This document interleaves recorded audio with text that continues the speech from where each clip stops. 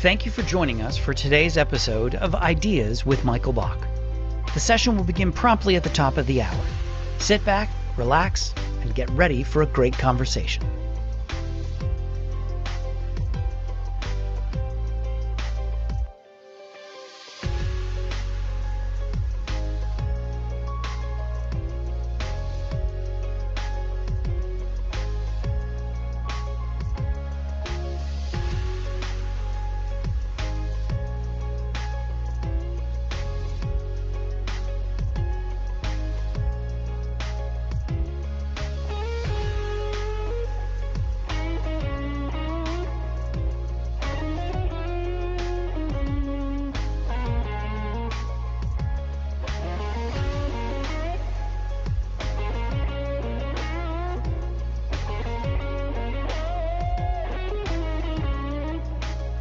Thank you for joining us for today's episode of Ideas with Michael Bach. The session will begin promptly at the top of the hour. Sit back, relax, and get ready for a great conversation.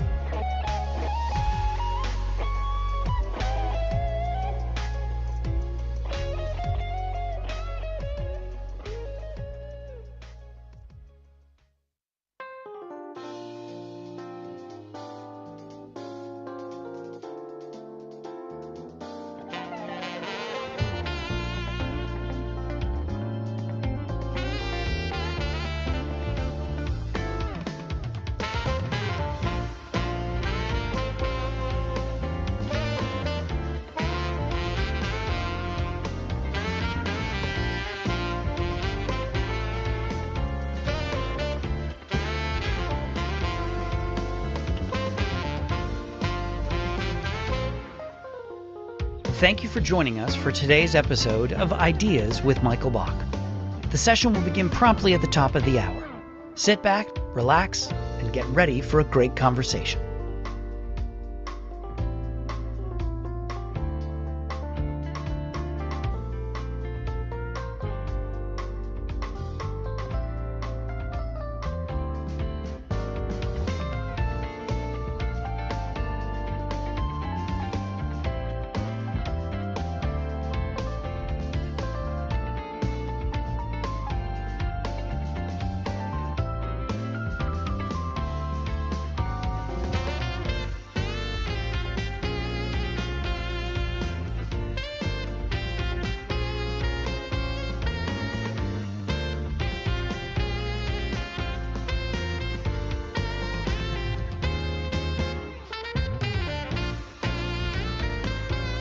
Thank you for joining us for today's episode of Ideas with Michael Bach. The session will begin promptly at the top of the hour. Sit back, relax, and get ready for a great conversation.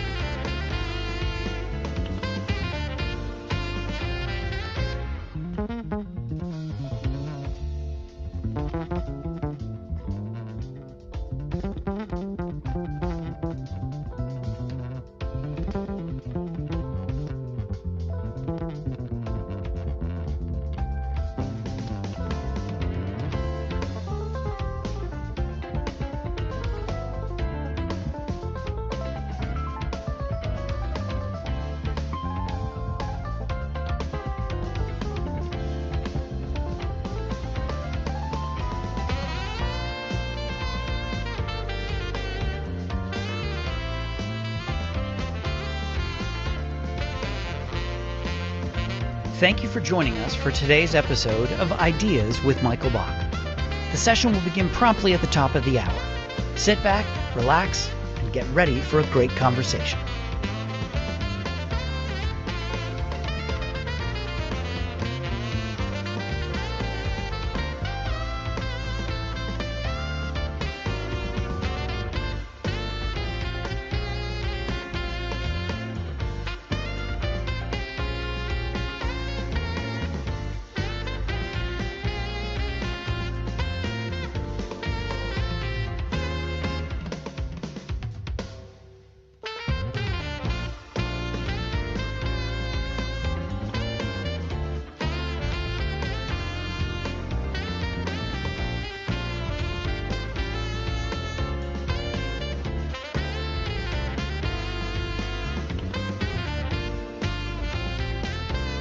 Thank you for joining us for today's episode of Ideas with Michael Bach. The session will begin promptly at the top of the hour. Sit back, relax, and get ready for a great conversation.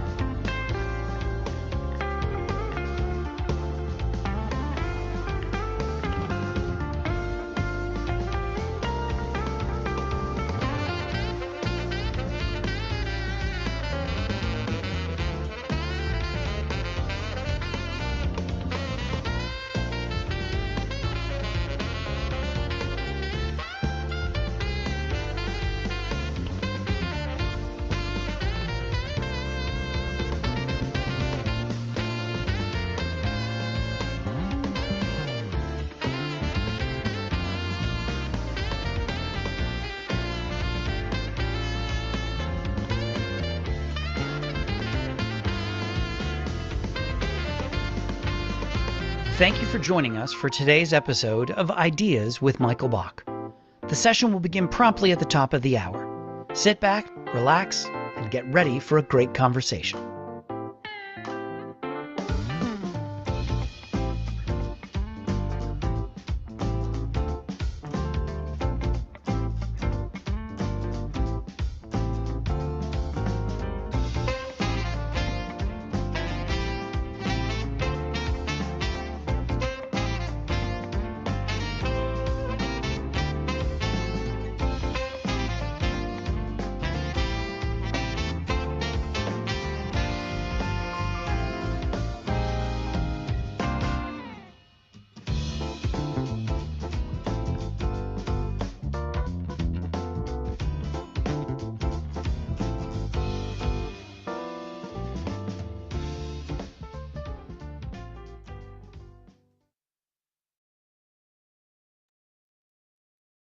Hello, and welcome to another episode of Ideas with Michael Bach. My name, conveniently, is Michael Bach, and my pronouns are he, him, and I am so excited for today's conversation and to have all of you here with me today. This is a new series that I launched in January to engage in discussion about some of the most pressing issues that we are facing in inclusion, diversity, equity, and accessibility, or IDEA, as I call it. And I created this session to elevate the conversation and to engage with IDEA practitioners and champions, all of you who can share their experiences, both good and bad, and help people to learn from them. And I'm just so thrilled to see the number of people who are signing on to today's session. So these events take a lot of effort to put on. First of all, I want to thank my team. Special thanks to my team because they do a fantastic job. But also, I want to thank our series sponsor, Dentons. Dentons is the world's largest law firm by lawyers and has really taken their work in inclusion, diversity, equity, and accessibility very seriously. One of my dear friends, Kate Brower, is their chief inclusion officer, and I've had the pleasure of working with Dentons for nearly 20 years, and I'm so honored to have them as a sponsor for the series. I also wanted to acknowledge our sponsor for the inclusive communications theme, Vise Labs, creator of the Vise DI app, your digital inclusive language advisor. It's a fantastic piece of technology that really helps you to communicate more inclusively. And you can learn more about Vise DI by going to my website at michaelbach.com/ViseDI. And we'll paste that link in the chat right now. Or you can scan the QR code that is now blocking my face. This is maybe not a great look for me, but I'm going to pause for a second if you want to scan the QR code. Either will work. But you can also use the link in the chat. Back to my ugly mug. A few housekeeping notes before we get started. If you're joining us using the Zoom webinar platform, you will not be able to unmute yourself nor turn on your camera. Additionally, you will only be able to send messages in the chat to the hosts and panelists. We do this to ensure that people who may disagree with what we're talking about aren't able to disrupt the session.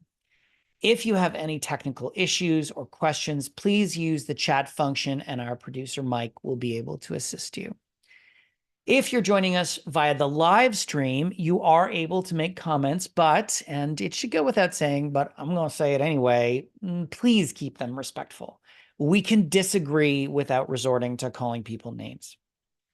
My guest and I are going to have a chat, but you are able to engage and ask questions. If you're on the Zoom webinar platform, please just ask questions using the Q&A function, and you can ask them at any time, and we will work them into the conversation as appropriate.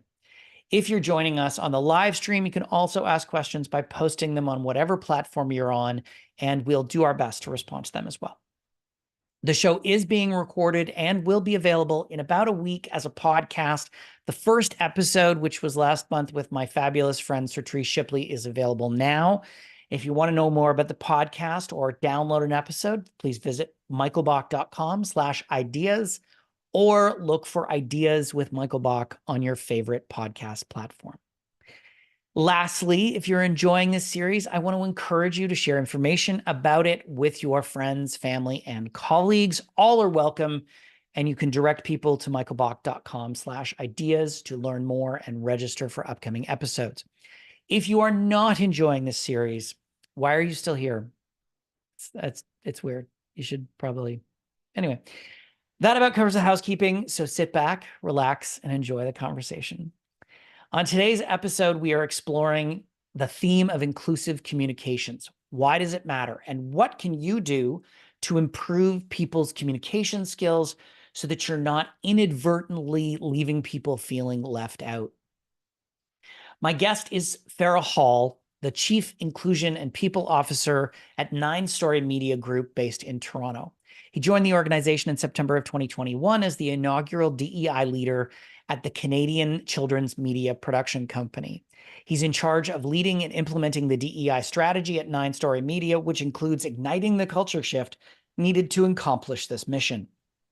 His work encompasses all aspects of influencing leaders, supporting employees, and advising on authentic inclusion in the creative process. As of January of 2023, Farrell also took on executive leadership of the human resources function and added oversight of this important employee-centric portfolio to his other job in DEI. He was previously employed at the Children's Aid Society of Toronto, where he held the role of Director of Diversity, Equity, and Inclusion, and he has held other DEI roles within the Ontario Public Service, as well as HR leadership roles in the not-for-profit and the corporate sectors. Farrell, welcome to the show. Farrell, I did it again. Hello, Michael. How are you? Good to be here. All I'm good. glad to have you, and I know we're going to talk about that. So let's just start, because for some people, they won't have a clue who 9 Story is. Just briefly, who is 9 Story Media? Yeah, so we are one of the world's largest children and family content creators, and basically we're an animation company. So we make kids animated TV shows, and we distribute them and sell them globally around the world. Our head office, our head studio is in Toronto, where I am, not today. And then we have 3 other studios around the world, which are in Bali, Indonesia, Dublin, Ireland, and then New York, plus Toronto. And altogether, we have about 1,000, just under 1,000 wonderful people who work for us. Amazing. So that's and us. That really paints a bit of a perspective around communications when you're dealing with 4 very different countries, one of which does not have English as a primary language. That creates a lot of interesting opportunities. But let's start with very basics. How do you define inclusive communications? What does that include for you? Yeah, so inclusive communication, thinking in a workplace setting, is anything that is our verbal communication with our employees, our written communication. That includes, especially for us, the way that we celebrate, market, promote our shows and our company, any kind of PR messaging, things we put on our internal website or external website, and additions to trade industry magazines. So we are talking about ourselves all the time. We're talking about our product, our services all the time. So it's a whole lot of things where we need to be inclusive. Yeah. Yeah. And that, particularly in the media space, I mean, it's kind of what you do, right? Yeah. And it's not just about inclusive communications internally between coworkers, but it's also about how do you communicate with your audience, which is children and immature adults like me. Um, so why would you say that inclusive communications is, and I guess would you say inclusive communications is really critical to creating an inclusive, equitable, and accessible workplace, particularly as a media company? Yeah, absolutely. So, think of the fact that we employ people, so just under 1,000 people, and then we put out this product that is entertainment and education for little ones. The preschool market has been our sweet spot, but um, we're very talented. We're spoken out from there. So we have to think of who's receiving the messages and the little stories with the little characters of children or little um, puppets and others that are in our stories and what those stories sound like, and also recognizing we're a global distributor. So while we may create a show in Toronto or create a show in Dublin, it gets translated and sent all over the world. And so it's so important to meet those audiences. So think of the audiences that watch our shows so that the kids and their families who we know are watching can sort of see themselves somewhere in a character, in a story, in a setting in one of our shows somewhere. And then, absolutely, for our employees, even if we didn't have, say, 4 studios, we only had one, say we're just located in Dublin or just located in Toronto, we still have to be mindful that we have this whole range of identities that have come to choose us as their employer. And that includes their gender identification, religious background, their age ranges, their levels of disability, their ancestry, all kinds of things make up who we are. They're all intersectional. So we have to be mindful that when we're messaging them, when we're creating our stories, that we want to be as inclusive as possible and make people feel like I can see myself in a show. Or when I receive messaging at the company, I think they know I'm here. I think they recognize that I'm here. They're actually talking to me, and they've factored me into any messaging that goes out. That's what we want. So, what do you say to people who they're not buying in? What do you say to the sort of, I don't want to, I hesitate to use the word conservative because I think that word has so many connotations to that. But what do you say to people who are objecting to this idea of inclusive communications, who say that we've gone too far in how we communicate and we're being overly politically correct or overly sensitive? What would you say to that group, and sort of advise on how to address that kind of objection, because that is a real objection that we definitely are dealing with? Yeah. So unsurprisingly, coming from me, the answer would be we've actually not done enough. We've not done enough. We haven't done too much. We haven't done enough. And I would step back from the political rhetoric, side versus side, party versus party. And I just, ask people to dig down to their humanity and just think of the human beings. So we have these adults that work for us, we have these little adults that watch our shows, and just think, don't people want to be recognized? Don't people want to feel like they know that we know that they're there? Because there have been times where people are in audiences like, I don't think they recognize that I'm even here. I don't think they know I exist because nothing that's coming at me feels like it's centered around me or inclusive of me. And so I bring people back from, there's many spaces, especially in our world of social media, where people are debating, fighting, throwing darts at each other, back and forth and back and forth.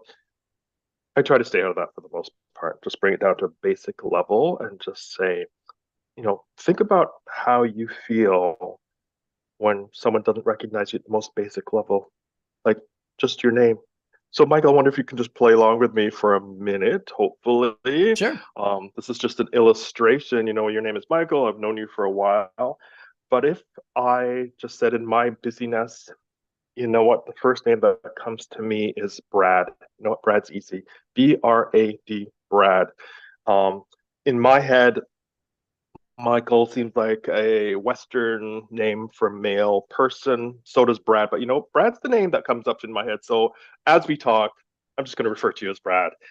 And I'm not even going to apologize for it, just because look at this. I'm sitting on the screen. I'm staring at you. You're staring at me. You know, I'm talking to you, Brad. So, like, what's the deal, Brad? So, you know, so hopefully we'll have a great engagement for the rest of this meeting, the session, and, you know, everything's fine.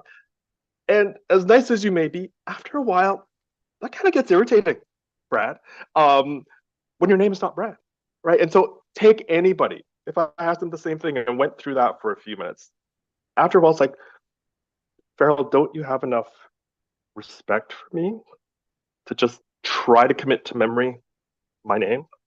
Your name is Michael, right? An audience, his name is Michael. Why am I going to call him Brad? Brad might be easy for me. It's four little letters. Yeah, that's easy for me. So take that example and think of that in every other area of our diversity, whether we self identify as male, as female, as other, perhaps our religious background, our ancestry, our place of birth, our sexual orientation, um, our level of ability, visible or otherwise, etc. Could we not just take another minute and just a reflectful, thoughtful minute and think, his name is Michael.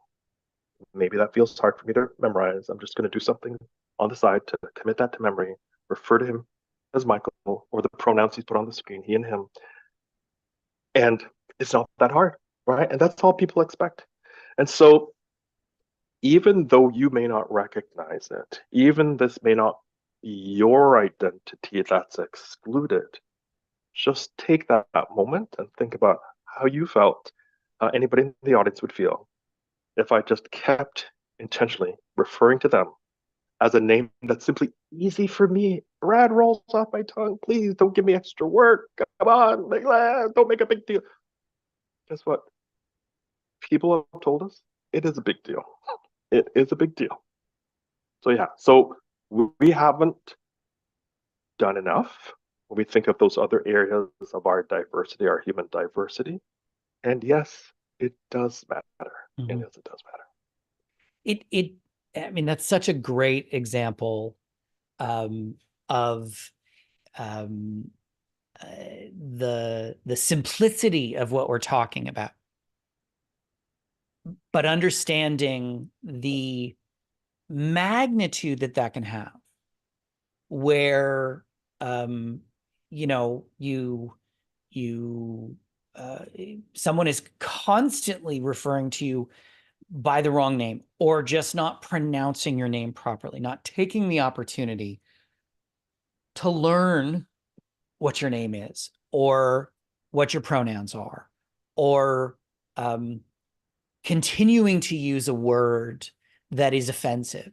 And it's not, you know, this is where I run into things with people, because there's a lot of really well-intentioned people, and so they don't use the more offensive terminology, right? But then they also debate me on, I'll give you an example, the word crazy, Yeah, ableist language.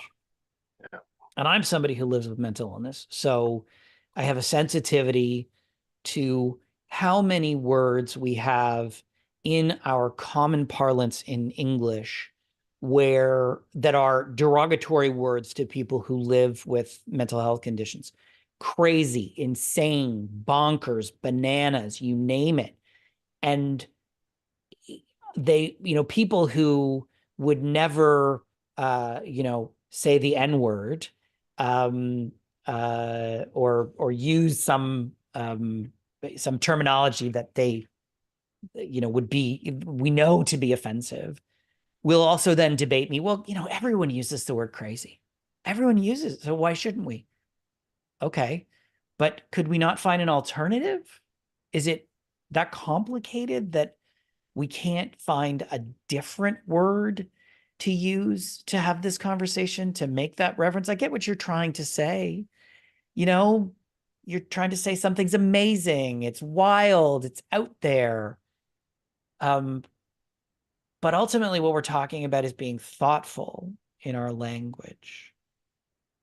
So, bringing it back to you, do you think that people um, who are, I'm going to use the phrase from traditionally marginalized groups or equity deserving groups, people who are usually the recipient of said language, do you think they've always felt this way, that they want to be included, or is this a new phenomenon that we're seeing?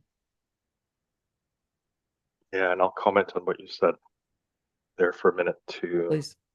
in that word swapping that we need to do. When people say, well, everybody's using the word crazy, for example, etc. Again, for me, just really humanize that and say, someone's just told you that word is offensive. I also humanize it and use myself as examples all the time, just say, once I was just like you. Well, not just like you, but I was similar to you, meaning that I also used words that I didn't think were a big problem. But I have had the humility to just sit with someone who tells me, you know what, that word, Farrell, it means this in my culture, in my background, to me personally. And I apologize, recognize it, and I go off and do a bit of my own work. And that work is really easy. It is just using the power of Google to put in that offensive word and look for alternatives and then just practice. Just like anything else, anything we've learned to do, riding a bike, driving a car, flying a plane, practice gets us there. Practice it. And you can practice to eliminate saying certain words. It, it can be that easy. But again, just humanize and say, I could have been there too. And there are many words that I've used that I've tried to erase from my vocabulary, but also to give us permission to make mistakes because we're human too. And you're not going to be assaulted by me if you make a mistake, right? We'll just recognize it and then we move on. But to the question of, have people always felt this way? Or is this new? You're asking. And the answer is yes, people have always felt this way. Even though people are saying, well, I'm only just hearing about it now. And we may say, well, they were there, they didn't speak up. But here's what the situation is. And I can use myself as an example also. Growing up in Canada as a Black gay man, I've been in my early work days, many workplace situations where there's language and communication tossed around that, again, is going by me. Not that I didn't understand, but it was clearly not including me. No reflection that my identity and everything that I am sort of existed. So I've seen invitations in the early days to work functions where, I'm told by a manager, and feel free to come and bring your wife or bring your girlfriend. So a whole bunch of things. First of all, that part's not going to happen.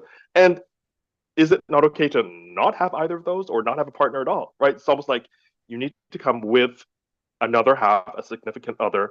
And because you're male, I'm going to assume that's going to be female. Right? So did that matter to me? Absolutely it did. Did I feel hurt and left out? Absolutely I did. I'm going back a few decades, not to give too much away, right? So I did.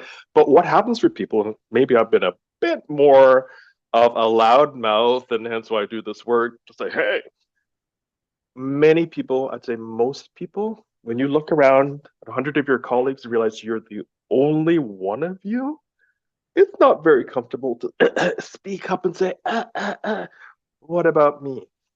Also, people may not feel safe because sometimes that means I'm going to disclose something that I haven't shared at the office before, or in my educational setting, or in another congregate setting. And it may not feel comfortable, safe. You may feel alone. And so people didn't feel they had the agency, the protection to sort of push back and speak up for themselves. And as the decades have gone by, we have taught ourselves and encouraged others. We've recognizing all these elements of diversity and encouraged people to speak up. But again, I will say that this work didn't appear. This great quote from an employee who said that May 25th, 2020, which is the date of George Floyd's death, They said it's the date that people discovered racism. And that's a joke between her and I. And what I'm saying is this work and the need for this work has always existed. In the early days, it might have been just framed as civil rights work or social movements. We used to just have managers of diversity, et cetera, et cetera. So we didn't just jump on this bandwagon 3, 4 years ago and start this work and start making people aware. It's mattered always. It's mattered to the people in the bodies, in the identities. And there have been varying degrees of safety and comfort to be able to speak up. And so, yeah, it's always mattered. Yeah. Someone has shared something in the chat that their last name is Flower, but people continually refer to them as flowers. And of course, it's one letter. It's really simple. But as they say, when I correct them, I see that they're annoyed. Which, again, it's back to Brad. Yeah, We're not talking about anything complicated. We just want you to use our correct name. Just as absolutely. I would use your correct name and others' correct name. Names are I'm very sensitive about names, largely because people just butcher my last name and I don't understand why. But um, it is so simple yet so impactful. But what are the biggest barriers to inclusive communication? Let's dive into that. Like what's getting in the way? So again, I'm sort of framing this in sort of a workplace kind of setting. Yeah. Can spill over into education, some other areas too. But I think in our workplaces, wherever I've ever worked, we're always fast paced and agile, right? So got to get things done. We have schedules, deadlines, commitments, etc.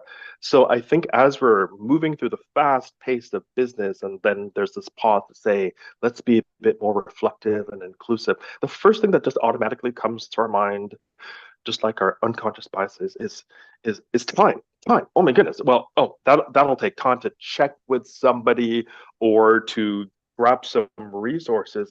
And then in our world, in our fast thinking, we go time equals money, and we can't afford it, right? And no matter where we've been in inflationary times or other times, budgets have always mattered in my world, and there's never been enough money. And so the automatic response can be it's taking time and time equals money. So let's try and shut that down, right? Or do it as fast as possible, or do the least that you need to do. But I'll call out something that I really think is in the way as an obstacle, and that is our failure. And as I chat with folks, I count myself in this too. Our failure to recognize what somebody else needs, right? That whole idea of treating people the way that they want to be treated, which also includes trying to imagine yourself in their shoes or living their life or living in their skin. We don't automatically do that. So again, I often use myself as an example. I am a non-disabled male. So in my racing to get stuff done back and forth, unless I take the time to intentionally think about visible and invisible disabilities and what we're communicating. And for me, communication is both words and images and signs. All that, it can be so easy to skip over some part of my message that needs to be adjusted, or a missing part of the message that should be included, or more thought of what we're planning and where that's located, because there may be physical barriers that I don't see. And I've had this sort of experiment with some colleagues in the office to just call out with them, look at this, we're just racing past this. It doesn't slow us down because we're non-disabled. But when we think about it through others' lenses, it's like, oh my goodness. And suddenly it's like Mount Everest has arisen. But with consultation and discussion, we think about what can we do to get around this to include people, right? So I think it's that failure, and again, when you just live in your own skin kind of thing, and you're moving fast, it is so easy. We all naturally do it all the time, right? So there's some forgiveness there, but I'm saying just take a minute, take a beat, and think about that piece of communication, that image, that space. What else do we need to think about?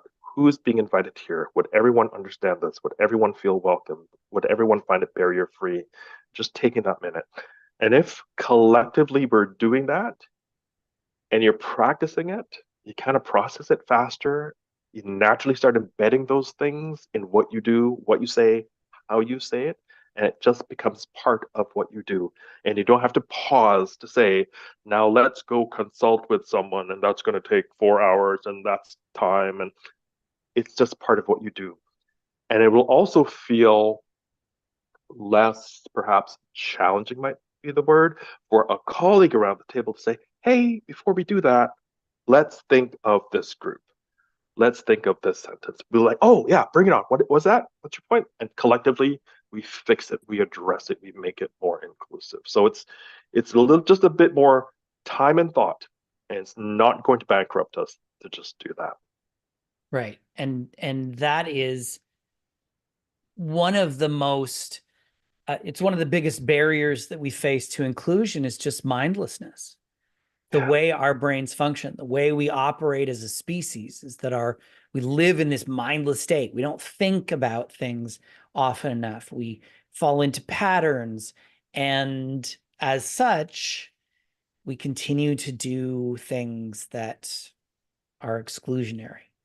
The key is to become more thoughtful. People ask me all the time, how do I get used to when someone changes their pronouns? How do I get used to that? And it's the same way you get to Carnegie Hall. It's practice over and over and over. It's repetition to build up the cognitive category in your brain so that you refer to the person by the correct pronouns. It's the same way I learn people's names. Because when I meet a person, they'll introduce themselves to me and their name will go in one ear and out the other if I don't consciously think about it. And the way I do it is I look at the person and in my mind, I say their name 10 times while I'm looking at them. And then that builds the cognitive category. And ultimately that's it. We live in a mindless state. And that's what is one of the bigger barriers to inclusive communications is just we're not being thoughtful enough. Absolutely. So I want to give you some time to brag about the really great work that you've done at 9story. So why don't you share some of the efforts that you've undertaken at 9story towards inclusive communication? And that starts with humility for me to call out some of the great team members I get to work with. And very seriously, I'm very lucky working in this great company. I'll start with the fact that we have this marvelous marketing and communications team who are way down the road on their DEI journeys before I showed up. Thank God. And they're wonderful to work with, collaborate to death. I praise them continually. I'm sure if they're listening, they're turning red right now, knowing I'm not going to call your names out. But some of the things they do that they already do, because we communicate stuff every day. We're putting out blog posts and social media posts. We're putting out major announcements. We're putting out minor announcements, internal communication. And they often will consult with me and send me a clip of something, send me a paragraph, send me a message, send me an image. But they don't go, can you just run through this and give me your approval? They'll often themselves sort of red circle things and go, I think this paragraph is troubling and this sentence is troubling. And they'll think of some suggestions. I'm thinking of doing this to it, having this treatment, but I do want to run it by you to tell me if we're on the right base. And more often than not, they totally are. We collaborate, we get some great stuff out. So working with a great team, that's absolutely wonderful. I'd also say that the organization, just before I came, built a list of DEI objectives. And one of them was about intentionally adjusting our communications approach. And so this meant, again, pausing, because again, we throw out communication messaging on the daily, and probably it's even more than I see. I don't work for communications. I'm very aware of a lot of what they do. And so it was to pause and look at everything that we put out on multiple social media platforms, more than I knew existed. Then apparently for almost every show, there's a blog somewhere that I don't see, but I see the copy they sent for me to read and look at images. Um, and there's lots of internal communications. We have different movement in the organization. We have town halls, especially during the pandemic. We electronically brought people together on Zoom to connect our four studios and four different, well, three different time zones and four different cities, et cetera, to really look at everything that we do that goes out really very, very intentionally. That included images on our website, et cetera, to be more inclusive. And again, I say thank God they're a very progressive team that they're just making the changes, etc. Something else that we've done that I help bring in is on a monthly basis, we had been sending out these dates of significance newsletters where we highlight various cultural, natural, religious, social days, what they mean to the different regions, and setting that out as an educational tool. We've morphed that now into more of a DEI monthly newsletter. And then we also will celebrate some sort of major months in the calendar year, one of which would be Black History Month, International Women's History Month, Pride Month. This year, I'm looking forward to adding to that, celebrating and uplifting Asian and Pacific Islander Month in the month of May, where in that there's educational pieces, but it's also using appropriate language and images. Everything that we put together is really carefully crafted and curated to respect and regard everyone in a very inclusive way. And so it's sending that message out in our internal and external audiences that we see you, we know how to refer to you, we know something about your history that we're trying to elevate and share internally and externally. And those are just some of the things we're doing from an inclusive communication standpoint. Where does there's a lot in there. I'm thinking about the idea of uh, blog posts and that educational content to just share a little information. Where does technology play a role in all of this in terms of helping people to be more inclusive? Oh, I'm not necessarily a technology person, but where technology intersects with my life is really social media and sort of blog posts, which can be a tool for good or a tool for evil. Um, so almost everything we're putting out is put out through a technological medium of some sort, whether it's an internal web posting or social media post. So we link up with our again marketing communications team to get that out. And I think the part that causes me worry or stress is anything that looks like a comment section where there's sort of an open forum to weigh in. And, I got this guidance a long time ago to not dive into those arguments online, not dive into online arguments. State your position, do your homework, do your research, do the best you can, apologize if you need to, stay away from the arguments. And so that's the spin that technology has sort of in my world of DEI within the organization. And I, advise people it's a slippery slope. So I just exercise and recommend great care, like great care. Put your best intentions forward. Yeah, yeah, that's what I'd say about technology in that Yeah, context.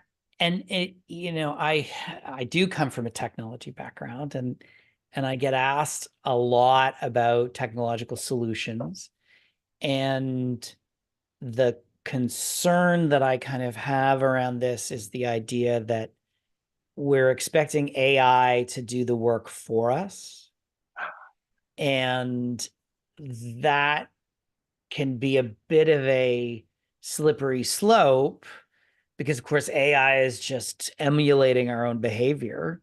Absolutely. So it won't necessarily fix the problem. So I want to talk about Vise DI because I know that you have implemented that as a solution at Nine Story. Um, and I want to hear your honest feedback about what you've done so far, what you've seen so far, and your learnings from that. So why don't you tell us about your experience with this Sure. application, which I should be clear is not AI. Correct. It is not an AI solution. It is a technological solution, but not an AI solution. Correct. And hopefully what I say will help fill in the color there. And I would open with the fact that, and Michael would know this as a DI practitioner too, we often get pulled into situations or hired by companies with sort of this thinking of, okay, bring in that fantastic training program. It's going to be a day and a half. You just deliver that to all our people, and we're done. Everyone's converted. Everything's better, and then you just sit and I don't know what you do and your other. So it's this acknowledgement that the progress on our DEI journeys takes multiple interventions over longer periods of time than people think. And I'm not saying that to sell myself or anything. So it is one training program will not do it. One technological tool will not do it. One poster will not do it. It's multiple things, sometimes repeating them. So in that space for me of trying to do multiple things, Vise approached me and explained what this tool was, and I was just really, really curious. And here's why. So again, Michael can relate to this and anybody else who's a DEI practitioner. One of the things we do deliver and facilitate is training sessions. One of the things that we manage in those spaces is what I describe as resistance. And what that means is that resistance can come in the form of sometimes embarrassment and shame when in the middle of a session, somebody's giving an example, and I might have to, after they've spoken, I'll say, okay, so we're not going to use the term, here comes one, run that up the totem pole, and then I'll explain why that can be cited as appropriation from Indigenous communities and offensive. And so we'll just say we'll circulate the document so everyone sees it. Let's do that instead. So that's great learning. And so there's this room of 30 people, or maybe it's 50 people, and 95% of people will receive that and say, okay, great, yeah, but the person who I probably responded to may respond with shame, humiliation, embarrassment. They may shut down. They go, well, that's the last time I'm coming to one of these courses, right? How dare he do that? I've been in the world for 20 years and I've always used that phrase and everybody knows what I mean and things we're talking about. So there's always been that piece of this pushback, this resistance, this fighting of you can't tell me what to say, or you've made me feel embarrassed in front of my colleagues. Maybe it's sometimes in front of my more junior staff members in my team. So Vise had this product where it was explained to me that it's like Grammarly for DEI, but the running joke between Vise and I is that I had no idea what Grammarly was. That's true. They have to explain that to me because apparently I can spell well, speak well. So anyway, but the example that I've been using is just like spell check, right? So, and I've explained this to an audience recently. In this room, we have people with PhDs and we have people with high school education. But in an office setting, we all use spell check. We all use it. And there's nobody around watching us use spell check to see Farrell doesn't know how to spell that word, but spell check does, and it just corrects it. And my message goes out spelled correctly. So Vise has this tool that's very similar to that. And it will go through our messages. And we've applied it to our Microsoft Word documents, to Outlook emails, and to the messaging function in Teams. And what I've done is set up a pilot group at my organization after many conversations with Vise. And I have 40 plus people in this pilot group who I messaged in advance. They were very eager to try this on, where we're experimenting with this tool to see how it works for us. And I know Vise is also very interested in getting our feedback, especially as a global studio, where we have English that's spoken in Toronto and English that's spoken in Dublin. Not that we just sound different by our accents, but we actually have different vocabulary. We actually use other English words that are used in Dublin. I had no idea what they meant, and that we used in Toronto, they had no idea what I meant in certain words, etc. So we have this wealth of input, and it's checking our use of the language. And what it does for us, it suggests that the word may be inappropriate, but it tries to emulate what I've done in the classroom to also explain why. So in your Word document, if a word is sort of flagged, it'll say, this word has this history. It may mean this, and you may want to replace it with these one or two other suggestions. So that's how it works. And I thought, okay, on top of everything else we do, here's a way to sort of break through that sort of what people feel as public embarrassment, maybe public shame when I'm correcting their use of a term, which is all well-meaning, and I'm super nice and sweet when I do, but still people feel the way they do. But if it's happening privately, and the tool does not send a report to me of how many times somebody has erred or whatever. It's just between them, just like spell check does. I have no idea who's a great speller in my organization and who's a bad speller. Don't have to know because spell check takes care of it. So that's what the tool does. And we were very eager to try it out. We started with our large DEI our very large DEI committee, and then very willingly our wonderful marketing and communications team wanted to be part of the pilot. And then recently our franchise team also asked to be part of the pilot. So we're experimenting with this group of 40 plus practitioners in these different areas using the tool. Great. And have you seen any results so far? How's this turning out thus far? Yeah. So it's still technically early days, but we did a little check-in. And so people do love it because it's very private. It's just this individual tool, and it not only corrects your words, but it's giving you this history. So people are reflecting on, I had no idea this term had this background. I had no idea this term or word could be offensive. And now I'll know to scrub it going forward. So it has that wonderful teaching and learning application. And again, my friends at Vise know that I'm going to be sharing feedback with them, and I know they're going to poll our pilot group several times to get their feedback. But what I have heard is at least the following, and I look at it through this lens of I want to keep people in the conversation, and I don't want them to be pushed away. So sometimes it may flag a word that we are using appropriately, but just because it displays in red, so red usually on our side of the world sort of says, oh, danger, danger, or you've made an error. And it may make people feel like they're intentionally using the wrong word. So going back to a conversation we just had, I explained that I am a Black gay man. So I've just said that. But if I were to have written that out and given you a script of what I'm going to say, it would have flagged that word in my usage of that word, gay, that I claim and I own. Right? And so it would say, maybe you just mean something is not trendy or other variations of what gay has been morphed to mean, but that's not what I mean. I mean what I meant, right? So it's not totally contextual right now, right? Depending on how we use some words. Another word may be queer. Some of our colleagues totally own that word, and some of our friends and colleagues do not want that use of that word to identify them. And so depending on the context, etc. But I like the flag that is saying it could mean this. So I'd say the context is something maybe we can work on fine tuning, but I'm not one to throw away the baby with the bath water. And I want to iterate and learn from that and see how it can be improved. But that's some of our feedback so far. Yeah, and I think you raise a good point that it's not the language police. Yeah. And that isn't the point. Correct. It isn't to create an environment where everyone's, on pins and needles and using the right terminology. Only and every time.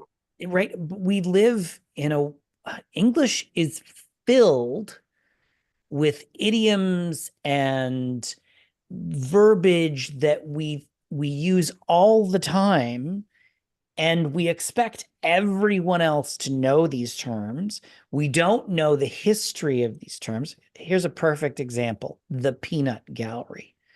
People use that phrase all the time without knowing the history of the terminology. You can look it up. It comes from very racist history. It was about the only place in a theater where African Americans were allowed to sit was in the top balcony, and the only food that was served were peanuts. Um, and it's not a it's not a kind term, but in English, it is becoming ingrained in our language.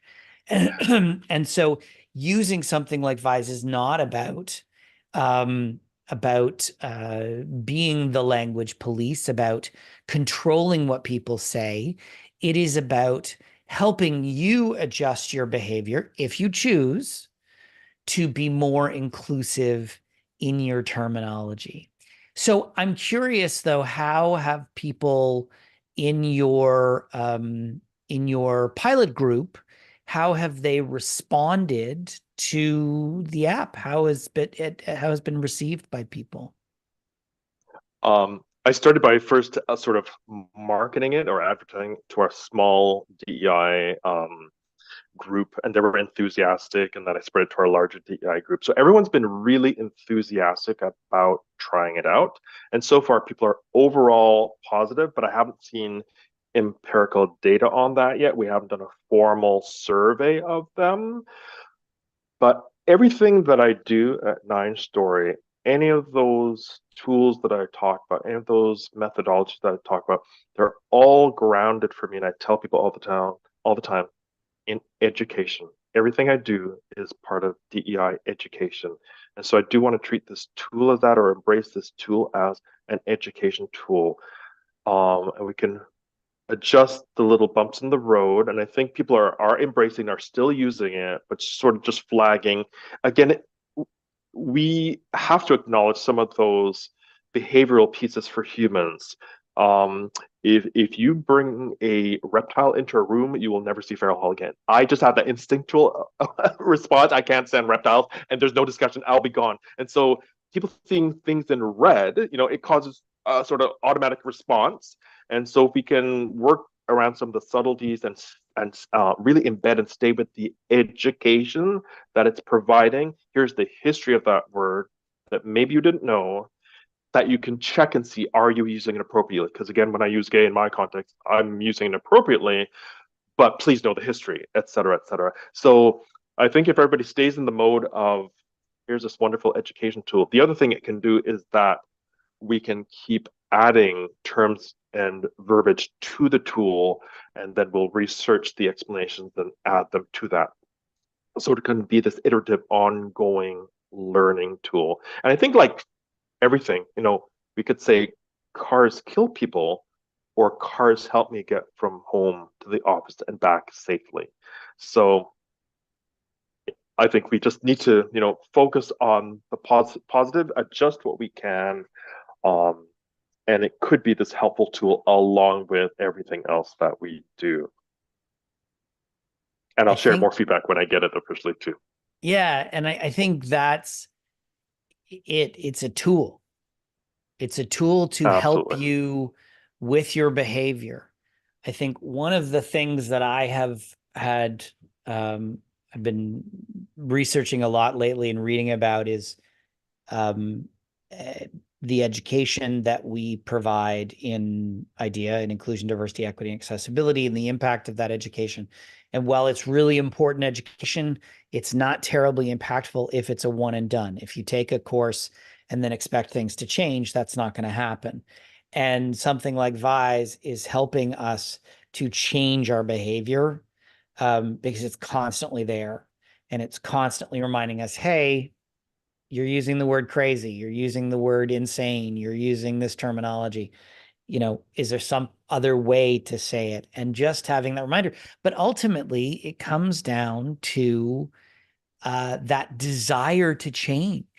People have to Absolutely. want to change, they have to be willing to change.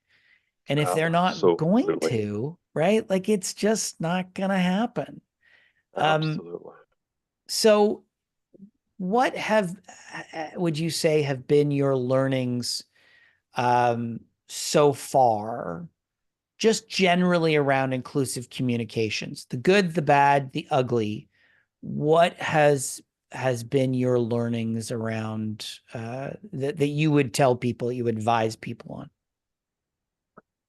So I always admit that I'm like enormously optimistic person. I see the good of humanity. I see growth potential. I see where we can go.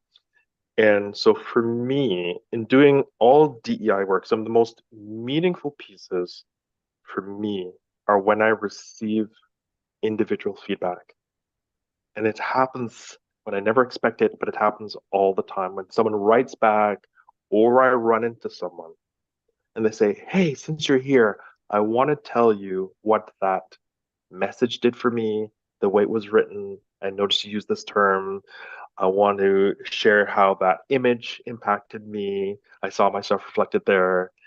I've had people in my private life tell me about episodes of our shows that they watched and how it reflected their family and how actually their little kids kind of learned some lessons from the shows we had. So they want to tell me. So that's the wonderful magic of that. And I hear about it individual by individual and by individual. I'm sure there are many more people who haven't connected with me. So I know over time we will change the world. People will recognize the value of more inclusive language when they hear more of the stories that I get to hear when people say, the thank you. Thanks for that little thing that you did that I think other people didn't notice, but I noticed it because it sounded like me, it looked like me, it included me. I felt welcome. You gave me that option, and thank you for that. So that must just continue to increase. So that's one of the things I've learned about inclusive communication. You may think it takes more time, it's not that valuable, but equity work, as I call it, it's often about thinking about those people who have been in the margins, in the back of the room, ignored, not addressed, etc. That's who I'm putting a lot of emphasis on to make sure that I'm including.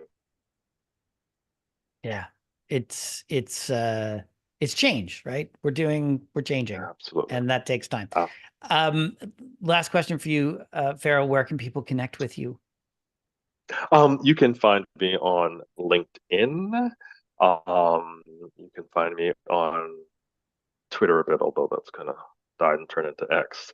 You can find me on Facebook. Everything's under my name. I just have one of those names like, how many Farrell Halls are there? How many Very few. So are there? chances are I'm going to be the first Farrell Hall you find or the second. And then look for this face because Right. I'm also happy with how I look. So I put my face on everything too. So this is a good thing. Well, yeah. and thank you. We will also share your links to both LinkedIn and Twitter in the chat and on all of the live stream platforms. Thank you for being with us today, for sharing your thoughts on this really important topic on inclusive communications, and really thinking about some of those simple things that people can do to learn more, to change your behavior, to be more inclusive in your communication. So I really appreciate it that you came and joined me in this conversation. Thanks to all of you who tuned in. I hope that you found it informative and valuable. If you did, please feel free to post about it on social media using the hashtag Ideas with Michael Bach. If you did not enjoy it, don't post. Just feel free to not. Speaking of social media, if you haven't done so already, please do connect with me on social media. I am at the Michael Bach on all of the social media platforms that I am on, like Twitter and Facebook and stuff. The next episode of Ideas with Michael Bach airs on Wednesday, March the is it the 17th to 20th? Excuse me, I was looking at a calendar. Let's try that again. The next episode of Ideas with Michael Bach airs on Wednesday, March the 20th at 1 p.m. Eastern or GMT +5, where my guests will be Jeff Luttrell, the Global Vice President of Talent Acquisition for Atento, and we will be talking about the importance of LGBTQIA+ inclusion as part of, not surprisingly, the LGBTQIA+ theme. I hope you join us for that conversation. If you haven't already registered for that session, you can do so at michaelbach.com/ideas or on your favorite social media platforms. Thank you for joining us. That's all we have for you today, and we look forward to talking with you again. Bye-bye.